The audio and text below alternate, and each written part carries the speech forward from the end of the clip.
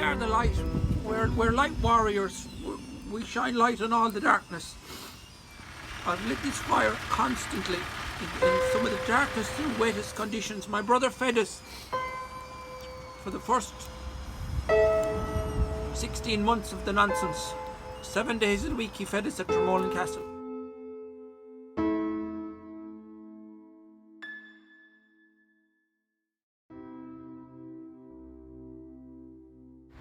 Take us back to March 2020. March 2020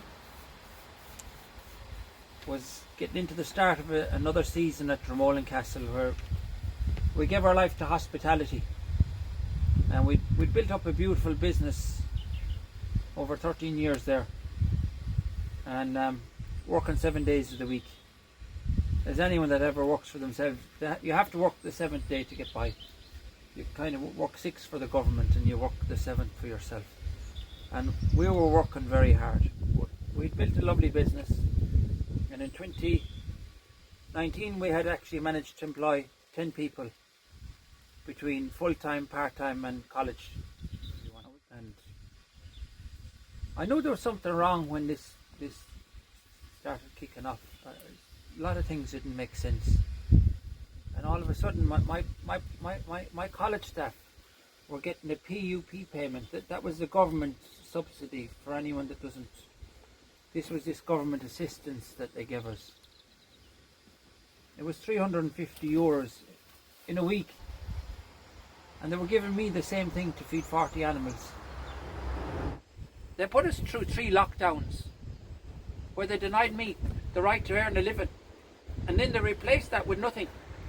That's communism. There's nothing on communism, because nobody has the right to destroy what I work. I work for everything that's in this yard. And this is the one thing, everything that's in this yard is paid for. So we started asking politicians and many people that were connected to power and money for help. We needed help to sustain the animals and to pay our rent, where we were renting these buildings and we had developed for our business. And we needed fairness, and that was one of the journeys to Dublin, was for fairness, looking for fairness. That a business that was turning over 236,000 on our books in 2019 couldn't sustain itself on a PUP payment to pay my bills, feed my family. So I had an awful lot of equipment, and we're in these what they call lockdowns, nonsense stuff. But I knew there was something wrong, because I knew by May there was no one wanting to help the horses. And it was getting really tough. So we hit for Dublin on the 13th of July.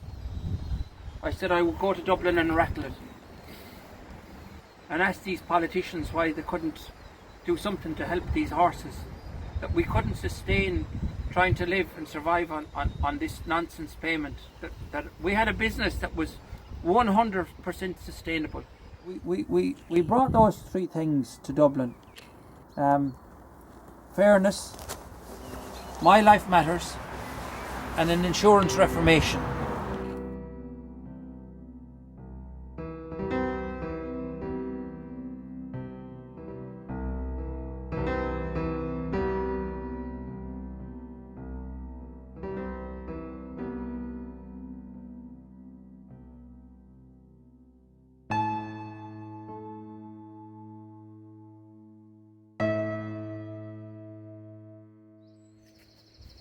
The average week now pushes on beyond 120 to 130 and 40 hours. 20-hour days or nothing. I work a 12-hour day, 8 to 12-hour day, just to get enough of money to buy the feed for the animals now, to buy their hay and buy whatever other little small things are needed, not the larger things, because we haven't been able to buy a rug for them in 3 years. We haven't been able to buy a head collar for them in 3 years.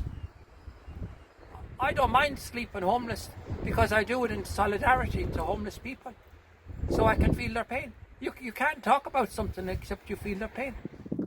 And so many people suffer from mental health, and I can promise you that no medicine cures mental health.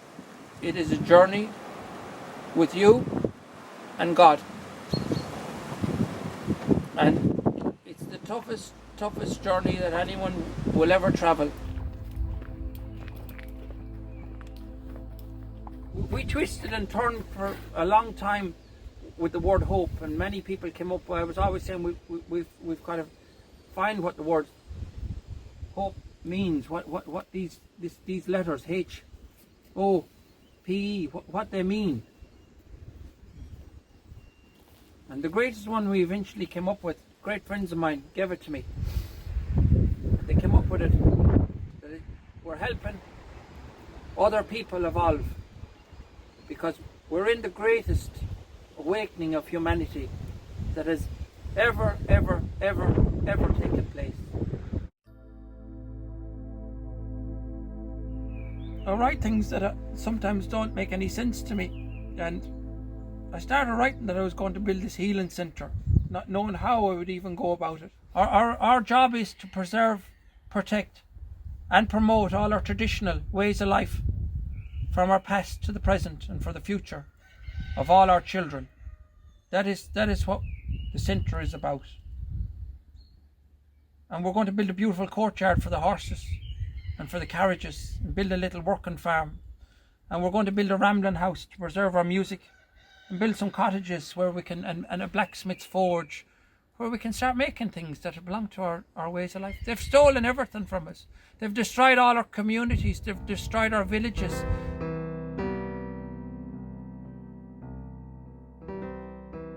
It will be the greatest centre. This will be the greatest centre. These horses will soon be forgotten no more. I've wrote about it thousands of times.